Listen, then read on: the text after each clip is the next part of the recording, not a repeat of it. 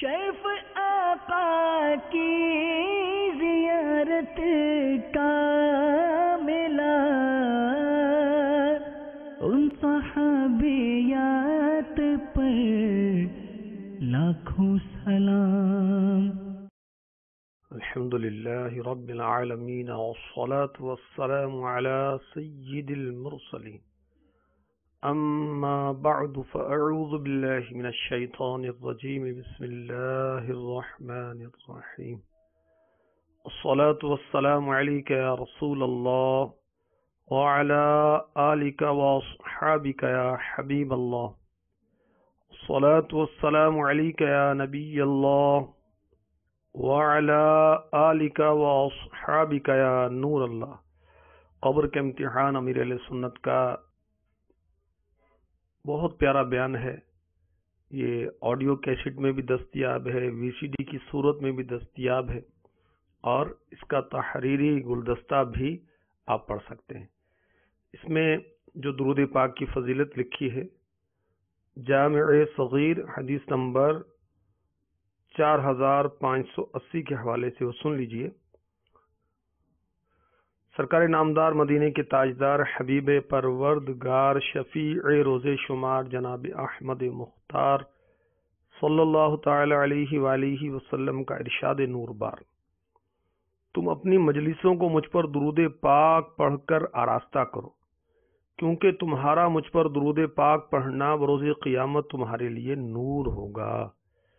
صلو علی الحبیب صلی اللہ تعالی علی محمد وعلی آلہ وصحبہ وبارک وسلم۔ میٹھے میٹھے اسلامی بھائیوں، مدنی چینل کے ناظرین، فیضان صحابیات کے سلسلے میں آپ کو خوش آمدید کہا جاتا ہے۔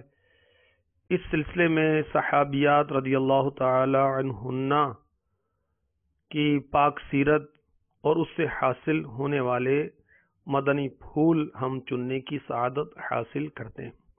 پچھلے کئی سلسلوں سے امہات المؤمنین رضی اللہ تعالی عنہن کی حیات پاک کے متعلق ہم سن رہے ہیں۔ پیارے آقا علیہ الصلوۃ والسلام کی جو ازواج مطہرات ہیں وہ مسلمانوں کی ماں ہیں۔ پچھلے سلسلے میں ہم نے سیداتنا ام المؤمنین ام سلمہ رضی اللہ تعالی عنہا کی پاک سیرت کے متعلق سنا۔ آج کا عنوان ہے کہ صحابہ ام المؤمنین ام سلمہ رضی اللہ تعالی عنہا سے مسائل پوچھتے تھے۔ یا اللہ تعالی نے ہم مومنوں کی ماں سیداتنا ام سلمہ رضی اللہ تعالی عنہا کو ایسی علمی شان و عظمت عطا فرمائی کہ صحابہ کرام علیہم رضوان آپ سے آ کر پوچھا کرتے تھے۔ چنانچہ مصنف ابن ابی شیبہ حدیث نمبر 529، حضرت عبداللہ بن شداد رضی اللہ تعالی عنہ فرماتے ہیں، میں نے ابو ہریرہ رضی اللہ تعالی عنہ کو مروان سے فرماتے ہوئے سنا، جس چیز کو آگ نے چھوا اس کے کھانے کے بعد وضو کر۔ مروان نے اس کے بارے میں سوال کرنے کے لیے حضرت سیداتنا ام المؤمنین ام سلمہ رضی اللہ تعالی عنہا کی طرف ایک آدمی بھیجا۔ آپ نے فرمایا، رسول اللہ صلی اللہ تعالی علیہ وسلم نے میرے پاس شانے کا گوشت تناول فرمایا۔ شانہ مینز شولڈر، کندھا، اور پھر نماز کے لیے تشریف لے گئے، لیکن پانی کو چھوا تک نہیں۔ اسی طرح کی ایک اور روایت ہے، مسند امام احمد حدیث نمبر 25405، حضرت سیداتنا ام سلمہ رضی اللہ تعالی عنہ فرماتی ہیں، میں نے حضور صلی اللہ تعالی علیہ وآلہ وسلم کی خدمت میں بھنی ہوئی پسلیاں پیش کی۔ حضور صلی اللہ تعالی علیہ وسلم نے اس میں سے کھایا، پھر نماز کی طرف کھڑے ہو گئے اور وضو نہ کیا۔ مرآت جلد 1 صفحہ 418 پر حکیم الامت مفسر شہیر شیخ الحدیث مفتی احمد یار خان علی رحمت المنان جو فرماتے ہیں وہ سنیے، نہ وضو شرعی نہ لغوی، یعنی ہاتھ دھونا بلکہ ہاتھ پونچھے بھی نہیں، تاکہ معلوم ہو کھانے کے بعد ہاتھ دھونا یا پہنچنا یعنی صاف کرنا فرض یا واجب نہیں، سنت ہے، جس کے کرنے پر ثواب، نہ کرنے پر گناہ نہیں۔ بیٹھے بیٹھے اسلامی بھائیو، مدنی چینل کے ناظرین، آپ سمجھے کہ کھانے کے بعد وضو کرنا یعنی ہاتھ دھونا یا ہاتھوں کو صاف کرنا یہ فرض نہیں ہے، یہ واجب نہیں ہے۔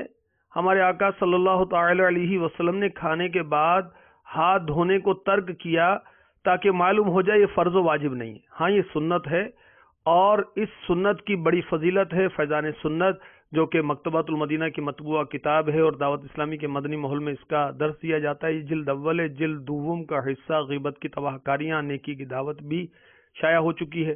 اس کا جامعہ میں، مدرسے میں، گھر میں، اسکول میں، کالج میں، یونیورسٹی میں، کارخانے میں اسلامی بھائی درس دیتے ہیں، اور ماشاءاللہ جن کو اللہ تعالیٰ نے مدنی سوجھ بوجھ عطا کی ہے وہ جب اپنی بچیوں کو رخصت کرتے ہیں شادی کے موقع پر تو جو جہیز دیتے ہیں اس کے اندر فیضان سنت بھی دے دیتے ہیں کہ گھر کے اندر درس ہوتا رہے گا، گھر میں برکت رہے گی، اور واقعی گھر میں برکت ہوتی، اللہ کا، اس کے رسول کا نام لیا جائے گا، پڑھا جائے گا بار بار، اور پھر عمل کریں گے تو پھر تو کیا ہی بات ہے۔ اس کے صفحہ نمبر 307 پر کنز العمال حدیث نمبر 40,755 لکھی ہے، سرکار مدینہ صلی اللہ تعالی علیہ وآلہ وسلم نے فرمایا، کھانے سے پہلے اور بعد میں وضو کرنا یعنی ہاتھ منہ دھونا رزق میں کشادگی کرتا اور شیطان کو دور کرتا ہے۔ سبحان اللہ، اتنا سا تو عمل ہے کہ کھانے سے پہلے ہم نے ہاتھوں کو دھونا ہے اور کھانے کے بعد بھی ہاتھوں کو دھونا ہے، اور یاد رکھیں کہ جب کھانے سے پہلے ہاتھوں کو دھوئیں تو پھر کسی تولیے وغیرہ سے، کسی کپڑے سے اس کو صاف نہیں کرنا ہوتا، پونچھنا نہیں ہوتا، کیونکہ اس کے بعد کھانا کھانا ہے۔ ہاں، کھانا کھانے کے بعد جب ہاتھ دھوئیں، صابن بھی استعمال کر سکتے ہیں، اور دھونے کے بعد پھر اس کو خشک کرنے کے لیے تولیہ بھی استعمال کر سکتے ہیں۔ کھانے سے پہلے اور بعد کا وضو کریں گے اسلامی بھائی ہوں یا اسلامی بہنیں تو رزق میں کشادگی ہوگی اور شیطان دفع ہو جائے گا۔ تو یہ کھانے کا وضو کہلاتا ہے۔ کیا کرتے ہیں؟ یہ دونوں ہاتھ جو ہیں پہنچوں تک دھونے، یہاں تک ریسٹ، کلائی، یہاں تک دونوں ہاتھ دھو لیں اور کلی کریں، اور منہ کا اگلا حصہ جو ہے اس کو دھو لیں۔ تو یہ کیا ہے؟ کھانے کا وضو۔ اور بہار شریعت حصہ 16 صفحہ 18 کے حوالے سے لکھا ہے، اگر کھانے کے لیے کسی نے منہ نہ دھویا تو یہ نہیں کہیں گے اس نے سنت ترک کر دی۔ ٹھیک ہے؟ تو ہماری امی جان سیداتنا ام سلمہ رضی اللہ تعالی عنہا کو اللہ تعالی نے یہ شان و عظمت عطا فرمائی کہ آپ سے صحابہ کرام مسائل پوچھا کرتے تھے، اور کیوں نہ پوچھتے کہ ہماری امی جان ام سلمہ رضی اللہ تعالی عنہا کس کی تربیت یافتہ ہیں؟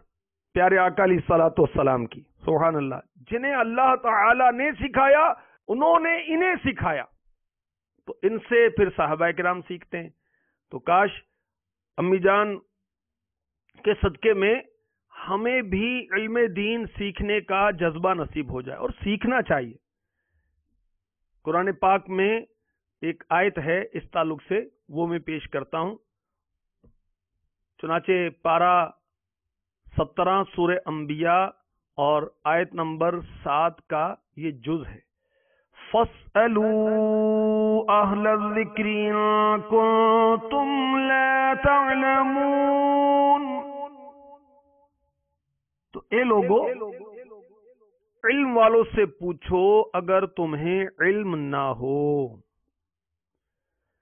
صدر الافاضل خلیفہ اعلی حضرت مفسر قرآن سید حافظ مفتی محمد نعیم الدین مراد آبادی رحمۃ اللہ تعالی علیہ تفسیر خزائن العرفان جو کہ مکتبۃ المدینہ کی مطبوعہ ہے، اس کے صفحہ نمبر 602 پر اس آیت کے تحت لکھتے ہیں، کیونکہ واقف کو اس سے چارہ ہی نہیں کہ واقف سے دریافت کرے، اور مرض جہل کا علاج یہی ہے کہ عالم سے سوال کرے اور اس کے حکم پر عامل ہو۔ مزید لکھا ہے کہ مسئلہ اس آیت سے تقلید کا وجوب ثابت ہوتا ہے۔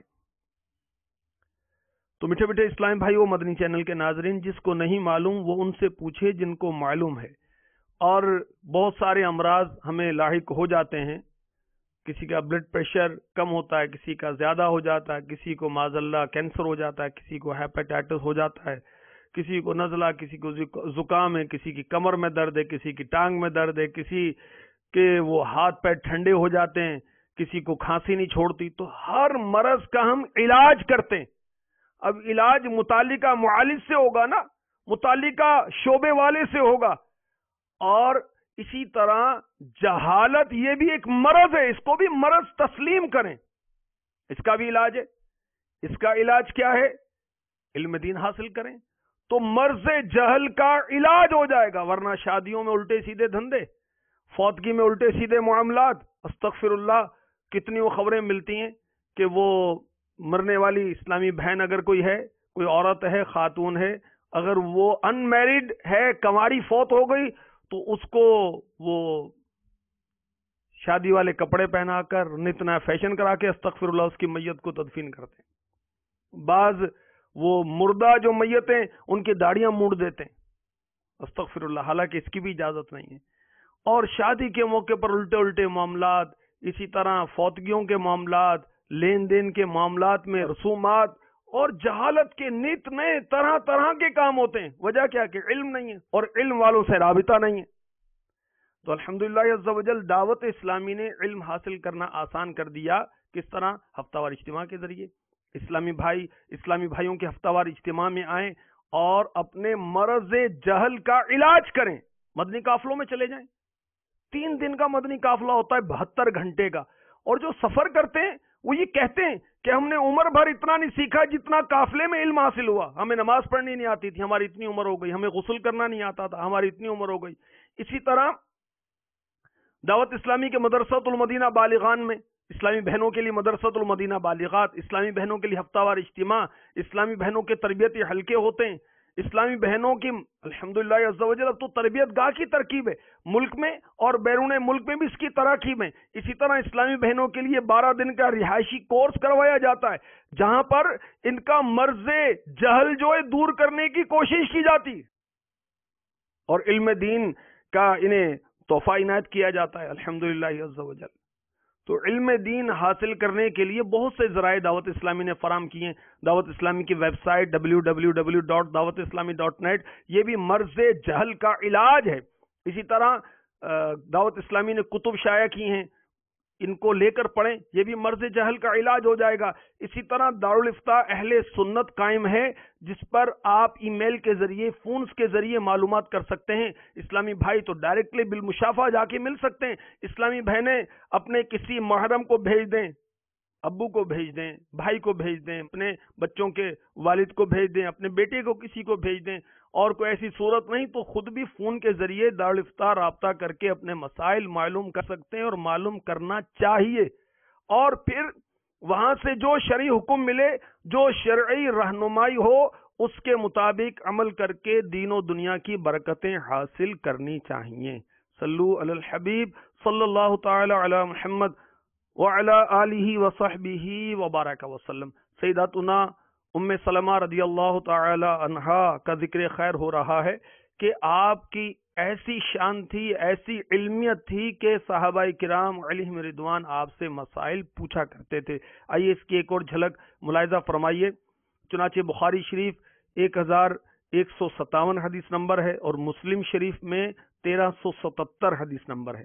حضرت سیدنا ابن عباس اور حضرت سیدنا مسور ابن مخرمہ اور حضرت سیدنا عبد الرحمن ابن ازہر رضی اللہ تعالی عنہم نے حضرت قریب رضی اللہ تعالی عنہ کو بھیجا حضرت ام المؤمنین سیداتنا عائشہ صدیقہ طیبہ طاہرہ رضی اللہ تعالی عنہا کے پاس، کہا کہ ہم سب کا انہیں سلام کہنا اور ان سے نماز عصر کے بعد والی 2 رکعتوں کے متعلق پوچھنا۔ فرماتے ہیں میں یعنی حضرت قریب رضی اللہ تعالی عنہ حضرت سیداتنا ام المؤمنین عائشہ صدیقہ طیبہ طاہرہ عابدہ زاہدہ رضی اللہ تعالی عنہا کی خدمت میں حاضر ہوا، انہیں وہ پیغام پہنچایا جو مجھے دے کر بھیجا تھا. انہوں نے کہا تم ام سلمہ سے پوچھو رضی اللہ تعالی عنہا. حضرت سیداتنا ام سلمہ رضی اللہ تعالی عنہا کی طرف سیداتنا عائشہ رضی اللہ تعالی عنہا نے بھیجا. حضرت قریب رضی اللہ تعالی عنہ فرماتے میں ان حضرات کی طرف لوٹا جنہوں نے بھیجا تھا تو انہوں نے مجھے ام سلمہ کے پاس لوٹایا رضی اللہ تعالی عنہا. حضرت سیداتنا ام سلمہ رضی اللہ تعالی عنہا نے فرمایا میں نے رسول اللہ صلی اللہ تعالی علیہ وسلم کو ان سے منع فرماتے سنا. کن سے؟ عصر کے بعد کی 2 رکعتیں. پھر میں نے آپ کو یہ رکعتیں پڑھتے دیکھا. پھر آپ تشریف لائے تو میں نے آپ کی خدمت میں لڑکی کو بھیجا اور میں نے کہہ دیا کہ آپ سے عرض کرنا یا رسول اللہ صلی اللہ تعالی علیہ وسلم ام سلمہ رضی اللہ تعالی عنہا عرض کرتی ہیں میں نے آپ کو ان 2 رکعتوں سے منع کرتے سنا اور آپ کو پڑھتے دیکھتی ہوں. فرمایا اے ابی امیہ کی بیٹی تم نے عصر کے بعد 2 رکعتوں کے متعلق مجھ سے پوچھا. میرے پاس عبد القیس کے کچھ لوگ آئے تھے جنہوں نے مجھے ظہر کے بعد والی 2 رکعتوں سے باز رکھا. یہ وہی 2 رکعتیں ہیں. بیٹھے بیٹھے اسلام بھائیو، مدنی چینل کے ناظرین، اب اس حدیث پاک کی وضاحت سنیے جو کہ مرآت جلد 2 صفحہ 162-163 پر مفسر شہیر حکیم الامت حضرت علامہ مولانا احمد یار خان نعیمی علیہ رحمت اللہ الکوی نے لکھی کہ عصر کے بعد کی 2 رکعتوں کے متعلق حضرت قریب رضی اللہ تعالی عنہ کو بھیجا گیا کہ آیا حضور انور صلی اللہ تعالی علیہ وسلم یہ 2 رکعتیں پڑھتے تھے یا نہیں. اس سوال کی وجہ یہ تھی، مفتی صاحب لکھ رہے ہیں کہ ان بزرگوں نے خود نبی صلی اللہ علیہ وسلم کو ان نفلوں سے یعنی عصر کے بعد 2 رکعت سے منع فرماتے ہوئے سنا. پھر انہیں پتہ لگا کہ سرکار علیہ السلام گھر میں خود پڑھتے تھے، تو اس کی تحقیق اور وجہ معلوم کرنے کے لیے انہیں بھیجا حضرت قریب رضی اللہ تعالی عنہ کو. چونکہ حضرت عائشہ صدیقہ بڑی فقیہہ عالمہ بی تھیں رضی اللہ تعالی عنہ، اس لیے ان سے یہ مسئلہ پوچھا. چونکہ یہ حضرات بہت سے تھے اس لیے خود حاضر نہ ہوئے بلکہ اپنے خادم کو بھیج دیا. مفتی صاحب لکھتے ہیں معلوم ہوا مسائل میں ایک کی خبر معتبر ہے. یہ ہے حضرت عائشہ صدیقہ رضی اللہ تعالی عنہا کا عدل و انصاف کے باوجود یہ کہ بڑی عالمہ ہیں، مگر فرما دیا کہ اس مسئلے کا علم مجھ سے زیادہ حضرت ام سلمہ کو ہے رضی اللہ تعالی عنہا، کیونکہ وہ سرکار صلی اللہ تعالی علیہ وسلم سے اس کی وجہ پوچھ چکی ہیں، میں نہ پوچھ سکی. مفتی صاحب لکھتے ہیں اس سے معلوم ہوا بڑا عالم بھی بے علم فتویٰ نہ دے بلکہ دوسرے کے پاس بھیج دے، اس میں شرم نہ کرے. مزید مفتی صاحب مرآت جلد 2 صفحہ 162-163 سے عرض کر رہا ہوں لکھتے ہیں یہ حضرت قریب رضی اللہ تعالی عنہ کا ادب خادمانہ ہے کہ بغیر آقا کے حکم کے دوسری جگہ نہیں گئے، کیونکہ پہلا حکم ختم ہو چکا تھا. یعنی حضرت قریب رضی اللہ تعالی عنہ کو بھیجا گیا تھا سیداتنا عائشہ صدیقہ رضی اللہ تعالی عنہا کے پاس.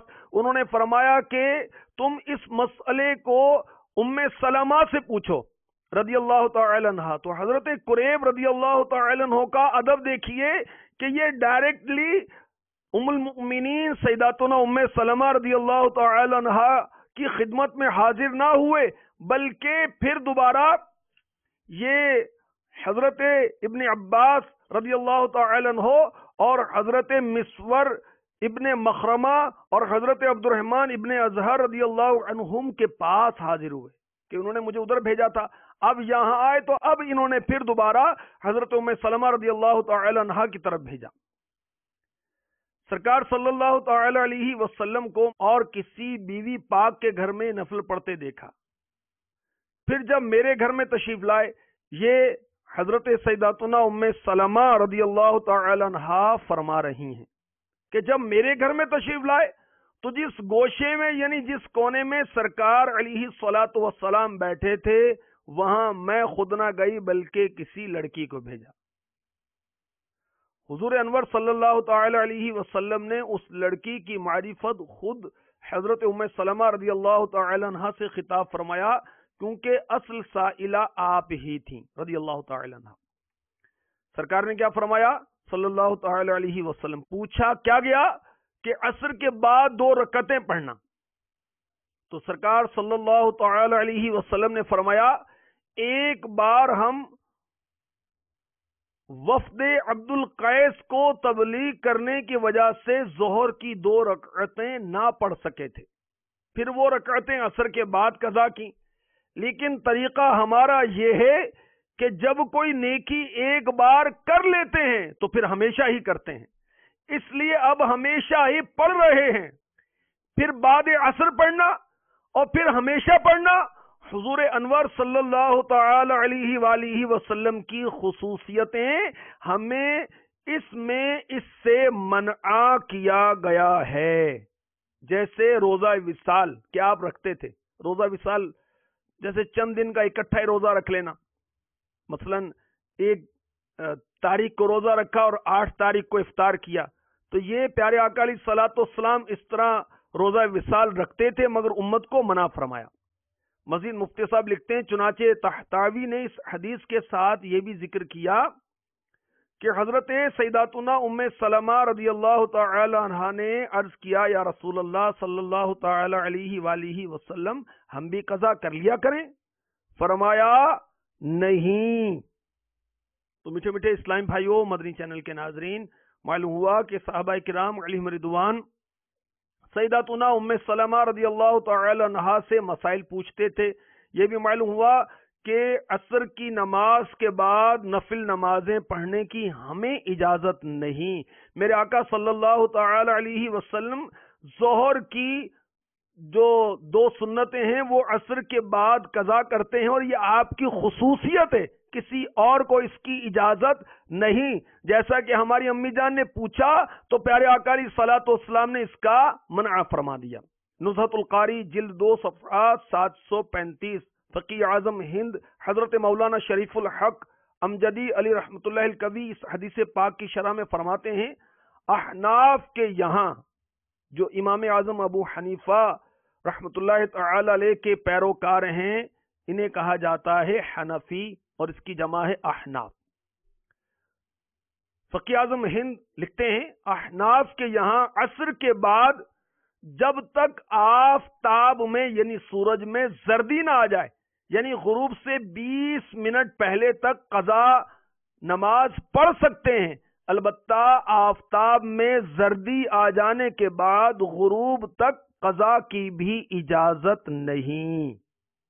اس حدیث پاک کے تحت بہت ہی پیارے پیارے مدنی پھول عمدۃ القاری میں حضرت علامہ بدر الدین محمود بن احمد عینی حنفی علی رحمۃ اللہ الکوی نے عنایت فرمائے ہیں، اس میں سے کچھ عرض کرتا ہوں۔ اس میں سے یہ بھی ہے کہ نبی صلی اللہ تعالی علیہ وسلم نے سنتیں گھر میں پڑھی، تو حضرت علامہ عینی رحمۃ اللہ تعالی علیہ لکھتے ہیں اس سے معلوم ہوا سنتیں اور نوافل گھر میں پڑھنا بہتر ہے۔ اسلامی بھائیوں کے لیے، اسلامی بہنوں نے تو ساری کی ساری نماز گھر میں ہی پڑھنی۔ چند خواتین حضرت ام المؤمنین سیداتنا ام سلمہ رضی اللہ تعالی عنہا سے ملاقات کے لیے حاضر ہوئیں، حالانکہ نبی پاک صاحب لولاک صلی اللہ تعالی علیہ وسلم کاشانہ اقدس میں تشریف فرما تھے۔ مزید مدنی پھول جو علامہ عینی علی رحمۃ اللہ الغنی نے عنایت فرمائے اس میں سے پیش کر رہا ہوں۔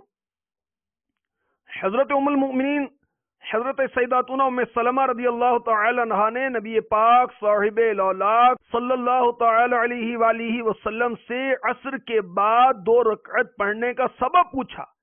اس سے معلوم ہوا کہ ازواج مطہرات رضی اللہ تعالی عنہن سرور کائنات صلی اللہ تعالی علیہ وسلم سے دینی مسائل معلوم کیا کرتی تھیں۔ یہ جذبہ ہے ہماری ماؤں کا، جو امت کی مائیں ہیں یہ پیارے آقا علیہ الصلوۃ والسلام سے پوچھتی تھی، اور میرے آقا صلی اللہ تعالی علیہ وسلم ان کی تربیت فرماتے ہیں، اور پھر ان کے ذریعے سے صحابہ کی تربیت ہوئی، امت کی تربیت ہوئی، اور کتنی احادیث مروی ہوئی، روایت کی گئیں۔ اب غور کریں، کیا اب ہم اس قدر علم دین رکھتے ہیں کہ ہمارے بچوں کی امی ہم سے کوئی دینی مسئلہ پوچھے تو ہم اس کو بتا سکیں؟ تو اسلامی بھائیوں کو چاہیے کہ علم دین حاصل کریں، اور خواتین کے جو ضروری مسائل ہیں یہ اپنے بچوں کی امیوں کو سکھائیں، ان سے پوچھیں۔ اسلامی بہنوں کی نماز، امیر اہل سنت کی جو کتاب ہے یہ گھر میں رکھیں، جنتی زیور جو کتاب ہے یہ گھر میں رکھیں، فیضان سنت وغیرہ، بہار شریعت یہ گھر میں رکھیں، اور اس سے گھر میں درس کا سلسلہ، پردے کے بارے میں سوال جواب، اس کو گھر میں رکھیں، اس کے درس کا سلسلہ رکھیں۔ انشاءاللہ عز و جل اس سے ہمیں بھی علم دین حاصل ہوگا، اور ہمارے گھر کی خواتین کو، اسلامی بہنوں کو بھی علم دین سیکھنا نصیب ہوگا۔ حضرت علامہ عینی علی رحمت اللہ الغنی نے جو مدنی پھول عنایت فرمائے اس میں سے مزید ایک پیش کرتا ہوں۔ آپ لکھتے ہیں کہ حضرت سیدنا ابن عباس رضی اللہ تعالی عنہما وغیرہ نے مسئلہ پوچھنے کے لیے حضرت قریب رضی اللہ تعالی عنہ کو ام المؤمنین سیداتنا عائشہ صدیقہ رضی اللہ تعالی عنہا اور ام المؤمنین سیداتنا ام سلمہ رضی اللہ تعالی عنہا کے پاس بھیجا۔ اس سے معلوم ہوا صحابہ کرام علیہم رضوان ازواج مطہرات رضی اللہ تعالی عنہن سے دینی مسائل معلوم کرتے تھے۔ کیا شان ہے ہمارے آقا صلی اللہ تعالی علیہ وسلم کی ازواج مطہرات جو امت کی مائیں ہیں ان کی، کہ ان سے صحابہ کرام دینی مسائل پوچھتے تھے۔ میٹھے میٹھے اسلام بھائی و مدنی چینل کے ناظرین، آپ کو لگے ہاتھوں یہ عرض کر دوں کہ اوقات مکروہہ کون کون سے ہیں، کیونکہ آپ نے سنا کہ عصر کی نماز کے بعد نفل پڑھنے کی اجازت نہیں، ہمارے آقا صلی اللہ تعالی علیہ وسلم نے پڑھے تو یہ آپ کی خصوصیت ہے، ہمیں منع کیا، ہمیں اجازت نہیں ہے اس طرح کرنے کی۔ تو اوقات مکروہہ نماز کے احکام امیر اہل سنت کی بہت بہت بہت ہی پیاری کتاب ہے، اس سے پیش کرتا ہوں صفحہ نمبر 197۔ 3 اوقات مکروہہ: نمبر 1 طلوع آفتاب سے لے کر 20 منٹ بعد تک، نمبر 2 غروب آفتاب سے 20 منٹ پہلے، نمبر 3 نصف النہار یعنی ضحوائے کبریٰ سے لے کر زوال آفتاب تک۔ ان تینوں اوقات میں کوئی نماز جائز نہیں، نہ فرض، نہ واجب، نہ نفل، نہ قضا۔ جب سورج نکل رہا ہے تو 20 منٹ تک، اب یہ کیسے پتا چلے کہ آج میرے شہر کے اندر طلوع آفتاب کا، سن رائز کا وقت کیا ہے؟ تو دعوت اسلامی نے وہ ایک سافٹ ویئر اوقات الصلاح کے نام سے جاری کیا ہے، وہ لے لیں، آپ دعوت اسلامی کی ویب سائٹ سے معلوم کر لیں۔ اس کو تو آپ اپنے موبائل کے اندر ڈاؤن لوڈ کر سکتے ہیں، اس سے معلوم کر لیں، اسلامی بہنیں بھی کریں۔ تو طلوع آفتاب کا جو وقت ہے اس سے 20 منٹ تک نہ فرض پڑھ سکتے ہیں، نہ واجب نماز پڑھ سکتے ہیں، نہ نفل پڑھ سکتے ہیں، نہ قضا نماز پڑھ سکتے ہیں، ہاں اس کے بعد پڑھ سکتے ہیں۔ اسی طرح غروب آفتاب، سن سیٹ، سورج غروب ہو، اس سے 20 منٹ پہلے، اب اس کا وقت بھی جو ہے آپ کو اس سے دعوت اسلامی کی ویب سائٹ سے اپنے شہر کا معلوم ہو جائے گا۔ 20 منٹ پہلے یہ بھی وہ وقت ہے کہ اس میں نہ فرض، واجب، نفل، قضا نماز نہیں پڑھ سکتے۔ اسی طرح نصف النہار شرعی یعنی ضحوائے کبریٰ سے لے کر زوال آفتاب تک، اس کا وقت بھی آپ کو وہاں سے معلوم ہو جائے گا، جس کا میں نے پہلے عرض کیا۔ امیر علیہ السلام لکھتے ہیں، ہاں اگر اس دن کی نماز عصر نہیں پڑھی تھی اور مکروہ وقت شروع ہو گیا تو پڑھ لے، البتہ اتنی تاخیر کرنا حرام ہے۔ اس دن کی عصر کی نماز نہیں پڑھی اور غروب آفتاب سے 20 منٹ پہلے کا وقت آ گیا تو اب عصر کی نماز چھوڑیں گے نہیں، بلکہ عصر کی نماز ادا کریں گے، لیکن اتنی تاخیر کرنا حرام ہے، گناہ کا کام ہے۔ عصر کی نماز کے بعد یہ منع کیا گیا کہ نماز عصر کے بعد 2 رکعت یعنی نوافل وغیرہ نہیں پڑھنے، اور غروب آفتاب سے 20 منٹ پہلے تو نہ فرض پڑھنے ہیں، نہ واجب، نہ نفل، نہ قضا۔ ہاں، اس دن کی عصر کی نماز اگر نہیں پڑھی تو وہ پڑھ سکتے ہیں۔ ہاں، وہ ذکر اللہ وغیرہ اگر عصر کی نماز کے بعد کرنا ہے تو یہ تو بہت اچھا ہے، اور ایسا کرنا چاہیے۔ چنانچہ جنت میں لے جانے والے اعمال، یہ وہ عظیم کتاب ہے جس میں مستند احادیث 2000 سے بھی زیادہ ہیں، نیک اعمال کے فضائل ہیں، جنت میں لے جانے والے اعمال کا ذکر ہے اس کے اندر، سبحان اللہ۔ اس میں مسند احمد حدیث نمبر 22,256 کے حوالے سے لکھا ہے کہ حضرت سیدنا ابو امامہ رضی اللہ تعالی عنہ سے روایت ہے، خاتم المرسلین رحمت للعالمین شفیع المذنبین انیس الغریبین سراج السالکین محبوب رب العالمین جناب صادق و امین صلی اللہ تعالی علیہ وآلہ وسلم نے فرمایا، طلوع شمس تک بیٹھ کر اللہ عز و جل کا ذکر اور اس کی بڑائی بیان کرنا اور اس کی حمد و ثنا کرنا اور تسبیح و تحلیل کرنا مجھے اولاد اسماعیل علیہ السلام سے 2 غلام آزاد کرنے سے زیادہ پسند ہے، اور عصر کے بعد غروب شمس تک ذکر کرنا مجھے اولاد اسماعیل علیہ السلام سے 4 غلام آزاد کرنے سے زیادہ پسند ہے۔ فجر کی نماز کے بعد جب سورج طلوع ہو، اس دوران اللہ تعالیٰ کا ذکر کیا جائے، اللہ تعالیٰ کی بڑائی بیان کی جائے، حمد و ثنا کی جائے، تسبیح سبحان اللہ، تحلیل لا الہ الا اللہ یہ کی جائے، اس کی بہت زیادہ فضیلت ہے۔ اور دعوت اسلامی کے مدنی ماحول میں مدنی حلقہ مساجد میں لگتا ہے، اسلامی بہنیں اپنے اپنے گھروں میں اپنے طور پہ کریں۔ اور عصر کی نماز کے بعد سورج غروب ہونے تک ذکر اللہ کیا جائے۔ تو یہ 4 غلام حضرت سیدنا اسماعیل ذبیح اللہ علی نبی جنا علیہ الصلاۃ والسلام کی اولاد میں سے زیادہ پسندیدہ ہے کہ ان کو آزاد کیا جائے، سبحان اللہ۔ مصنف ابن ابی شیبہ حدیث نمبر 7898 مزید سنیے اور اندازہ لگائیے کہ ام المؤمنین سیداتنا ام سلمہ رضی اللہ تعالی عنہا کس قدر علم رکھتی تھیں۔ چنانچہ مروی ہے کہ آپ بیٹھے بیٹھے چاشت کی 8 رکعت پڑھا کرتی تھی۔ عرض کی گئی کہ حضرت سیداتنا عائشہ رضی اللہ تعالی عنہا تو 4 رکعتیں پڑھتی ہیں۔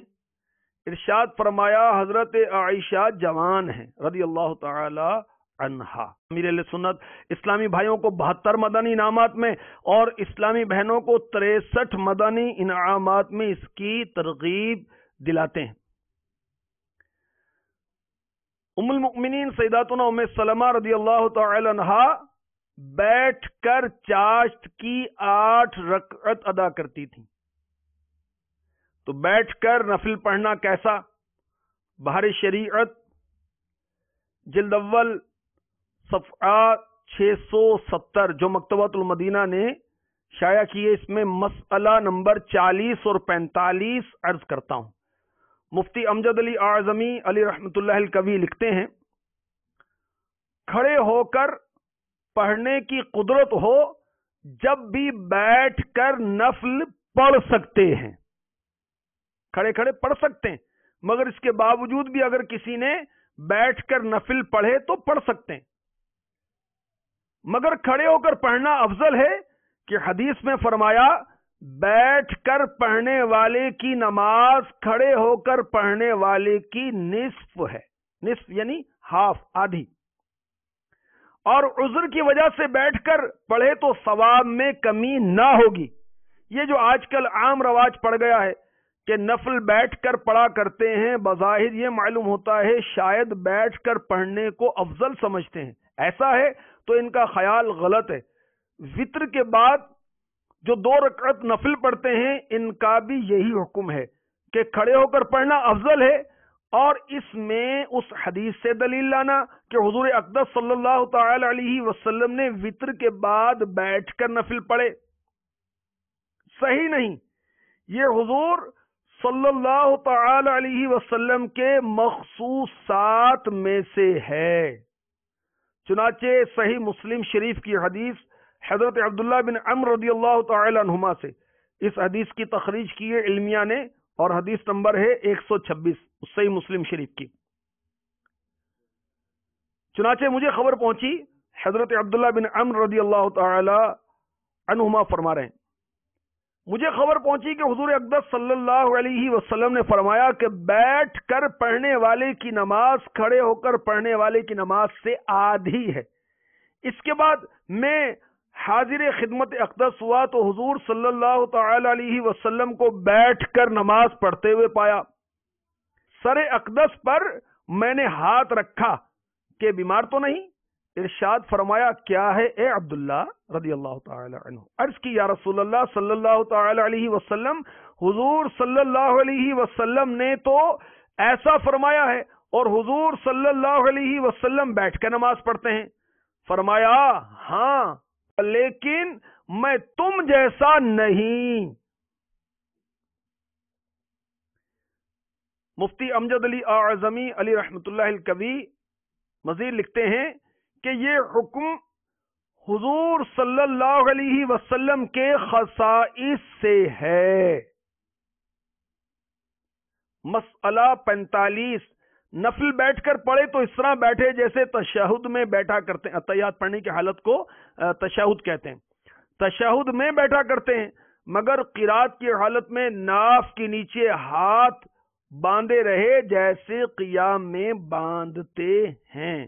ہماری امی جان سیداتنا ام سلمہ رضی اللہ تعالی عنہا چاشت کی 8 رکعتیں پڑھتی تھیں اور بیٹھے بیٹھے پڑھتی تھیں۔ اس تعلق سے آپ کو میں نے عرض کیا کہ بیٹھ کر نفل نماز پڑھنا کیسا پڑھ سکتے ہیں؟ اگر کھڑے ہونے پر قدرت ہے، اس کے باوجود نفل کی بات ہو رہی، فرض کی بات نہیں ہو رہی، واجب کی بات نہیں ہو رہی، بیٹھ کر پڑھ سکتے ہیں، مگر جب بیٹھ کر پڑھیں گے تو ثواب آدھا ہو جائے گا۔ صلو علی الحبیب صلی اللہ تعالی علی محمد وعلی آلہ وصحبہ وبارک وسلم۔ ہمارے امی جان سیداتنا ام سلمہ رضی اللہ تعالی عنہا چاشت کی 8 رکعتیں پڑھتی تھیں۔ سبحان اللہ، کاش ہمیں بھی فرض نمازوں کے ساتھ ساتھ نفلی نمازیں پڑھنے کا بھی شوق نصیب ہو جائے، کاش تہجد پڑھنے کا شوق نصیب ہو جائے۔ یاد رکھیں فرض نماز کے بعد سب سے افضل نماز جو ہے نماز تہجد ہے۔ کاش ہمیں اشراق و چاش پڑھنے کا شوق نصیب ہو جائے، کاش ہمیں اوابین پڑھنے کا شوق نصیب ہو جائے، کاش نماز توبہ روزانہ ہم پڑھ کر سوئیں۔ مدی نامات میں امیر اہل سنت نے اس کی ترغیب دلائی ہے۔ جنت میں لے جانے والے اعمال کتاب جو مکتبۃ المدینہ کی مطبوعہ ہے، اس کے صفحہ نمبر 153، 54، 55، 56 پر نماز چاشت کی فضیلت لکھی ہوئی ہے۔ اللہ اکبر۔ اس میں سے ایک روایت صحیح مسلم حدیث نمبر 8201 عرض کرتا ہوں۔ حضرت سیدنا ابو ذر رضی اللہ تعالی عنہ سے روایت ہے، تاجدار رسالت، شہنشاہ نبوت، مخزن جود و سخاوت، پیکر عظمت و شرافت، محبوب رب العزت، محسن انسانیت صلی اللہ تعالی علیہ وآلہ وسلم نے فرمایا تمہارے ہر جوڑ پر صدقہ ہے، اور ہر تسبیح یعنی سبحان اللہ کہنا صدقہ ہے، اور ہر تحمید یعنی الحمدللہ کہنا صدقہ ہے، اور ہر تحلیل یعنی لا الہ الا اللہ کہنا صدقہ ہے، اور ہر تکبیر یعنی اللہ اکبر کہنا صدقہ ہے، اور اچھی بات کا حکم دینا صدقہ ہے، اور بری بات سے روکنا صدقہ ہے، اور چاشت کی 2 رکعتیں ان سب کو کفایت کرتی ہیں۔ سبحان اللہ۔ سبحان اللہ سے کیا مراد ہے؟ تسبیح یعنی سبحان اللہ، اور تحمید کسے کہتے ہیں؟ الحمدللہ کہنے کو۔ تحلیل کسے کہتے ہیں؟ لا الہ الا اللہ کہنے کو۔ اور تکبیر کیسے کہتے ہیں؟ اللہ اکبر کہنے کو۔ اللہ تعالی ہمیں نماز چاشت کی توفیق عطا فرمائے۔ مزید سنیے، صحیح بخاری شریف حدیث نمبر 1178، سرکار والا تبار ہم بے کسوں کے مددگار شفیع روز شمار دو عالم کے مالک و مختار حبیب پروردگار صلی اللہ تعالی علیہ وسلم نے مجھے 3 چیزوں کی وصیت فرمائی. یہ کون فرما رہے ہیں؟ حضرت سیدنا ابو ہریرہ رضی اللہ تعالی عنہ. لہٰذا میں انہیں ہرگز نہیں چھوڑتا. نمبر 1، میں وطر ادا کیے بغیر نہ سوؤں. نمبر 2، میں چاشت کی 2 رکعتیں ترک نہ کروں کیونکہ یہ کثرت سے توبہ کرنے والوں کی نماز ہے. سبحان اللہ. نمبر 3، ہر مہینے 3 روزے رکھا کروں. میرے آقا علیہ الصلوۃ والسلام نے 3 باتوں کی تاکید کی ہمارے آقا ابو ہریرہ رضی اللہ تعالی عنہ کو. نمبر 1 کہ وطر پڑے بغیر نہ سو، چاشت کی 2 رکعتیں نہ چھوڑو، اور ہر مہینے 3 روزے رکھا کرو. ابو ہریرہ رضی اللہ تعالی عنہ کے صدقے میں کاش ہمیں بھی اس پر عمل نصیب ہو جائے. مسند احمد حدیث نمبر 15623. حسن اخلاق کے پیکر، نبیوں کے تاجور، محبوب رب اکبر صلی اللہ تعالی علیہ وسلم نے فرمایا جو شخص فجر کی نماز کے بعد چاشت کی 2 رکعتیں ادا کرنے تک اپنی جگہ بیٹھا رہا اور خیر کے علاوہ کوئی بات نہ کہے، اس کی خطائیں معاف کر دی جاتی ہیں اگرچہ سمندر کی جھاگ سے زیادہ ہوں. مسند ابی اعلی حدیث نمبر 48. ام المؤمنین حضرت سیداتنا عائشہ صدیقہ رضی اللہ تعالی عنہ فرماتی ہیں میں نے نبی مکرم شہنشاہ بنی آدم صلی اللہ تعالی علیہ وسلم کو فرماتے ہوئے سنا جو فجر کی نماز ادا کرنے کے بعد چاشت کی 4 رکعتیں ادا کرنے تک اپنی جگہ بیٹھا رہا اور کوئی لغو بات نہ کہے، پھر اللہ عز و جل کا ذکر کرتا رہے تو اپنے گناہوں سے ایسے نکل جائے گا جیسے اس دن تھا جس دن اس کی ماں نے اسے جنا تھا. اللہ اکبر، اللہ اکبر. سنن ابن ماجہ حدیث نمبر 1382. حضور پاک صاحب لولاک صلی اللہ تعالی علیہ وسلم نے فرمایا جو چاشت کی 2 رکعتیں، زیادہ نہیں، 2، صرف 2 رکعتیں پابندی سے ادا کرتا ہے اس کے گناہ معاف کر دیے جاتے ہیں اگرچہ سمندر کی جھاگ کے برابر ہوں. طبرانی اوسط حدیث نمبر 5060.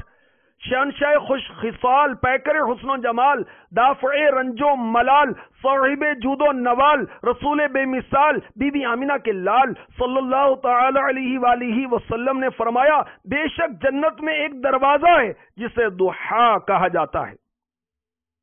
جب قیامت کا دن آئے گا ایک منادی، ندا کرنے والا، پکارنے والا ندا کرے گا نماز چاشت کی پابندی کرنے والے کہاں ہیں؟ یہ تمہارا دروازہ ہے. کیا نام ہے اس کا؟ ضحیٰ. جنت کے دروازے کا نام ہے ضحیٰ. نماز چاشت کی پابندی کرنے والوں کو کہا جائے گا یہ تمہارا دروازہ ہے، اس میں داخل ہو جاؤ. جنت میں کا پڑوسی